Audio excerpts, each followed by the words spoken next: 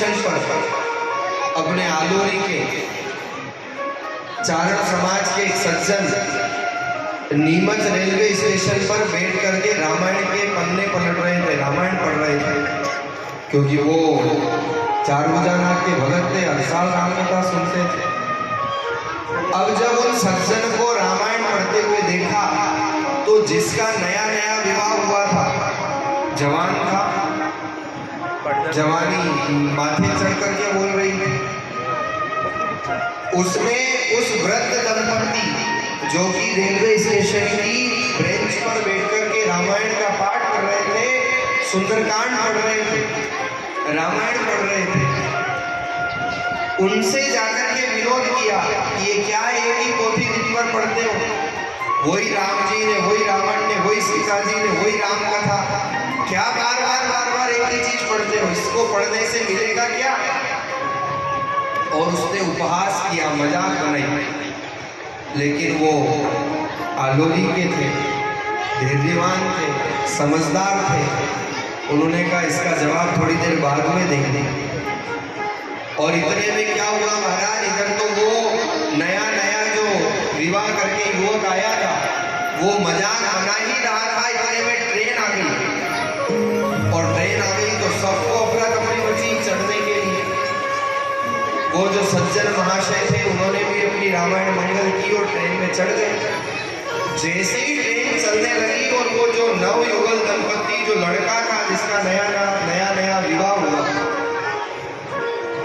वो चिल्लाने लगा, अरे ट्रेन रोको, ट्रेन रोको, ट्रेन रोको। सब लोगों ने कहा अरे क्या हुआ, क्या हुआ? उसने कहा अरे महाराज कोई चेन खींचो, ट्रेन रुको, मैं तो चढ़ गया पर मेरी पत्नी स्टेशन पे रह गई। वो जो नया नया लड़का था उसने कहा कि ट्रेन रोको, मैं तो चढ़ गया पर मेरी घरवाली, मेरी वाइफ का मतलब पता है कि नहीं आपको? वाइफ का फुल फॉर्म क्या होता है? Without information fight every time, ये होता है वाइफ का फुल फॉर्म। इसलिए हमारे यहाँ धर्मपत्नी कहते हैं, पत्नी वो जो धर्म सिखाए, जो धर्माचरण कराए। तो उससे कहा कि भैया पत्नी नीचे रह गई और ट्रेन रोको। तो जो वृद्ध दंपति ने कहा कि अगर रामायण पढ़ी होती तो पत्नी नीचे नहीं रहती। उसने कहा पत्नी के नीचे रहने का रामायण से क्या लेना देना, ये क्या लॉजिक हुआ, ये क्या बात हुई? तब एक उस वृद्ध दंपति ने बहुत बड़ी बात कही कि रामायण पढ़ के अगर जीवन में उतारी होती तो ये गलती नहीं करते, क्योंकि रामायण सिखाती है। अरे राम जी जब यात्रा पे गए सीता जी को साथ लेकर, और यही केवट की नाव, और राम जी जब विराजमान हो रहे हैं, अभी अभी आप केवट प्रसंग सुन रहे हो, जब राम जी केवट की नाव में विराजमान होते हैं तो वहां पर राम जी ने क्या किया? सिया चढ़ाई चढ़े रघुराई।